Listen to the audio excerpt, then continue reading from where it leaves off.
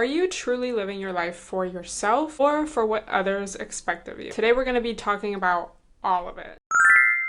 Welcome back to the Stella Rae Podcast, y'all. Don't forget to follow, subscribe, and let me know your thoughts on any of this down below. Over the past couple of years, as we very well know, as I've talked about on this podcast before, there has been a huge rise in TradWife content, as well as fashion trends changing, things becoming a lot more conservative, and it all makes sense given the current political climate of the United States. We laugh to keep from crying. Let me know your favorite recession indicator down below. So as you can very well imagine, let me know if your For You page is also like this. I get a lot of videos of women, saying their response to this movement. Everything from dating with more intention to women who have decided not to have children, to not get married, etc. It's also really interesting to be going through all of this when we're at the age where people do begin settling down. It's so crazy because, when you first kind of get out of high school and are living your life, some people from high school do get married, they do have a kid, or if they had a kid in high school, they have another kid.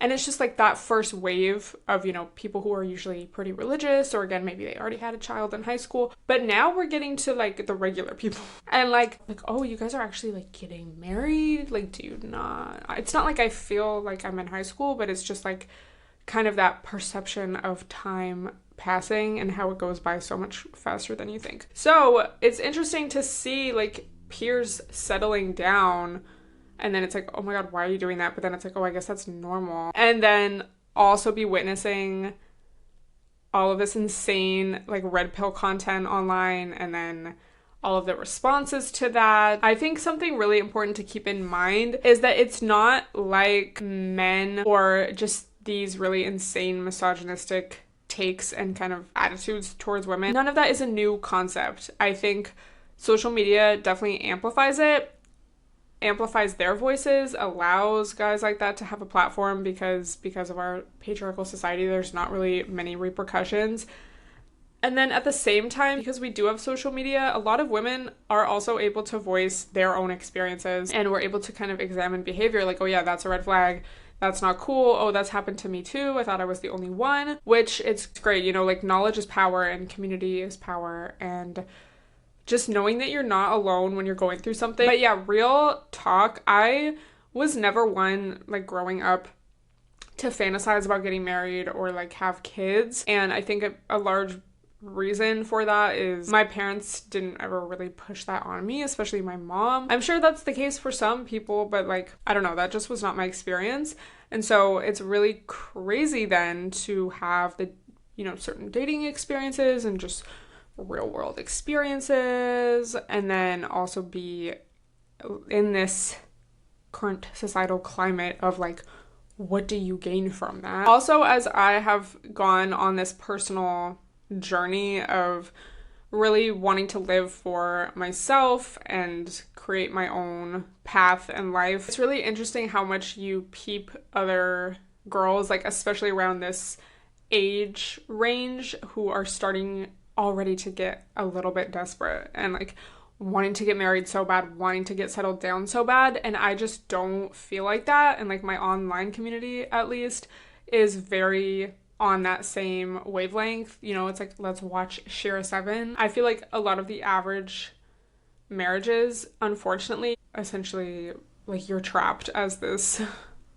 maid chef, you're the primary one that has to care for the children, actually raise the children. Back in the olden days, that was kind of the only thing women could do. Did y'all know that the term spinster actually became a thing because spinning was one of the few things that single women could do to earn a living for themselves? And then it became this derogatory statement because it's oh, well, you can't get a man. But it's babe, you're actually independent, working for yourself. You don't have to be someone's live-in maid. But yeah, so it's interesting. I have this perception, I do not want that. I want to live for myself. And it's not I'm oh, I'll never get married. I'll never do any of that. But I don't feel a desperation because I see it as kind of this negative thing. I don't want to be trapped. I don't want to be dealing with a man child. Oh my god, that trend that was this is my emergency contact, and some of them were just silly and dumb, but so many of these videos were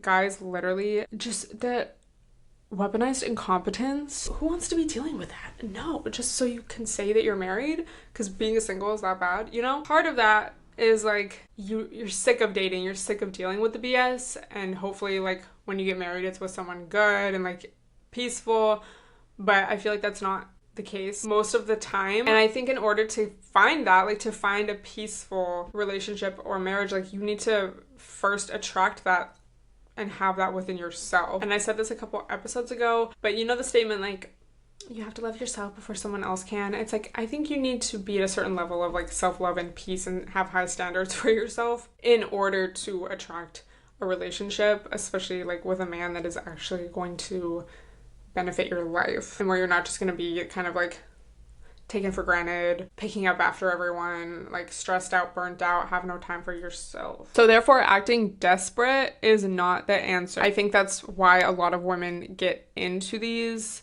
unfortunate marriages, because they do feel desperation to settle down, you know, societal pressure from their family, their friends, seeing their peers settle down. And that's like valid, but you just, I think, have to get to a point where it's like, I care about myself. There's this whole Reddit thread I found, women over 45 who are child-free, what does your life look like?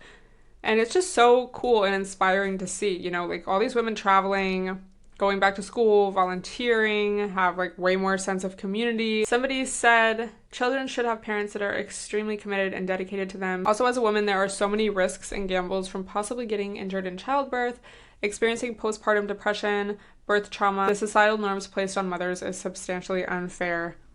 And there's no guarantee your child will like you, not become an addict, face bullying, not live longer than you, not rely on you for the rest of their life, etc. It's expensive, exhausting, and not guaranteed. For some men and women, it's 100% worth the gamble, and they're willing to face any of the possible hardships head on.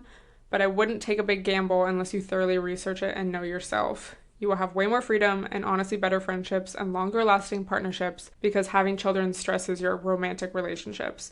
Of course, this isn't true for everyone, but I found it to be a general rule of thumb that my childless friends are happier, healthier, and less burdened by life. That's like very realistic, you know, and like for me personally, it's like I'm not like you guys shouldn't have kids, like you shouldn't get married, but I just think there's such a huge percentage of women that again feel this societal pressure and have these super unrealistic expectations. Like they just want the pressure to be off, so it's like, okay, I'm just gonna like settle down and get married and like have a baby because that's what I'm supposed to do, happily ever after, lol. And they don't think past that.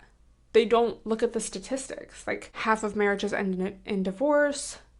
All these, like this post says, like all the things that can happen to you during childbirth, and then you have a partner maybe that like doesn't care. So much harder on women than it is for men, because we have to deal with childbirth and like postpartum and all of these things. And it's like, I don't want to say it's like a horrible experience, because you know people love their children, and so many people and mothers will say like it was so worth it.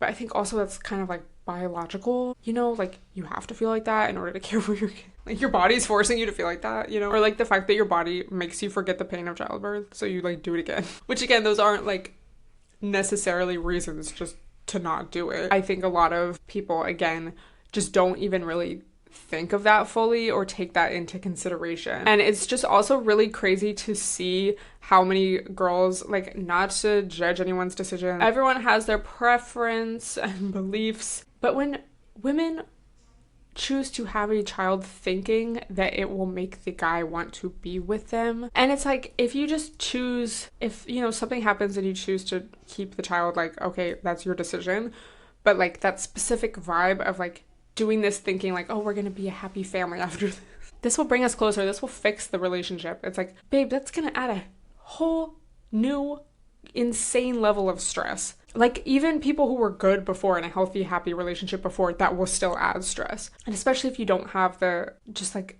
stability, financial stability, flexibility, freedom to like do what you need to do. Everyone's different. Again, like I'm not saying that in a judgmental way, but more so like if you're thinking about it, if you're like, what should I do? It's like, what is going to bring you the least amount of stress and make most sense long term, I think is how a lot of women need to be thinking, especially again in our society with so many of these guys just leaning more and more right wing and not really seeing women as full people, not really taking your experience into consideration at all. You really have to be careful. Like, you need to put this extra layer of like protection and really protect yourself, because there's also guys that will want to have a baby with you to trap you. And I feel like that's way more common actually than like women doing that. Like, sometimes things happen. Like, again, I'm not saying this in a judgmental way, but this is more so for like, if you haven't had kids yet and you're like thinking about it, wondering, like, just take all of these things into consideration, you know, because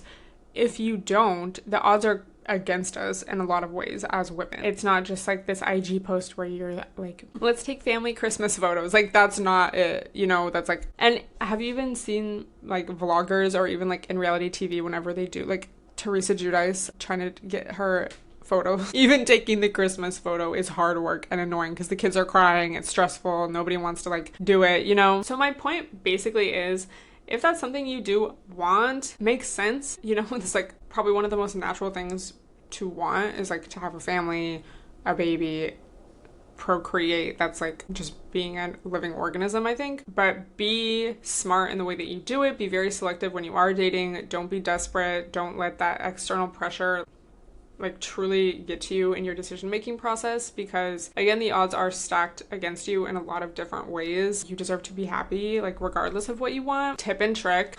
Story time, actually. It was the last date I went on. He asked me the classic question, like, what do you see yourself? Like, what is your life goal? Where do you see yourself in 5 to 10 years? And I was like, I just want to be happy, because that's truly how I feel. He was like, what do you mean by that? Like, what does that look like? And I was like, well, honestly, the most important thing for me is like how I'm feeling internally. And like, a lot of people have an external image of how they want their life to look, so they'll do anything in order to fit that image, but it's like how you feel on the inside that matters, and that could look a lot of different ways. He was so taken aback because he assumed that I just was gonna say that I want to get married and have kids. And he said that, like, he told me that. He's like, wow, like, haha, you're not like other girls. Like, these girls just say that they want to get married, like, next year, you know? And I was like, I don't feel that way, so. And I wasn't even trying to, I mean, like, I know that tip and trick. Like, they ask because they want to know so that they can string you along. But that is also just my genuine answer. It all starts, like, no matter if you know you definitely don't want to have kids or you know that you do, I think it all starts with prioritizing yourself today, like creating your dream life today, or at least taking a closer step to that. That could look like trying out a new class, getting outside of your comfort zone, saying no to a dusty, breaking up with your narcissistic BF, looking up some ways to respond when family members are nosy or pushy and trying to like ask you why you haven't done this or that yet, going back to school, traveling, or at least like looking into it. A lot of people want their life to look a certain way and then prioritize that over how it feels. I mean, I don't want to say that to be like condescending, because I think people kind of know what they do want to feel, which is like, you know, if you had your ideal family, it's probably like loving, safe, you know, accepting, whatever you value. But you need to make decisions that are aligned with what it is you want to feel and not like how it looks, especially how it looks to other people. So making those decisions now in the present moment, that's just going to help you in the long term, because again, if you do want to get married and have kids, that's going to deter the dusty guys that are not going to value you and make the whole experience way more stressful. It's going to deter them. And then if you're like, I don't really want kids, that's just going to set you up for a life of community, doing what you want, whatever it is you want. So it's all about that solid foundation of like, I know that my life is whole, complete, and aligned with what I value and what I want to feel and experience. I just want to get married so much. And can't wait. And then you scroll and the next video is like, why I hate my BD. And then you scroll and it's like, picking up all the stuff my husband left on the floor this week. Haha, he's so funny. And then like defending him in the comments. And then you scroll and it's like, I'm so sick of dating. I just want to find my person. And then you scroll. Girlies, we need to align our expectations and like prioritize ourselves and stop being desperate, so we're not like picking up a grown man's clothes off the floor. That's just so annoying. Like, that's so disrespectful. Anyway, I would love to hear your thoughts on this topic. It's kind of a lot. I feel like there's so much more I could get into, but let me know if you want a part 2. Thank you so much for watching, and I will talk to you guys next week. Bye, everyone.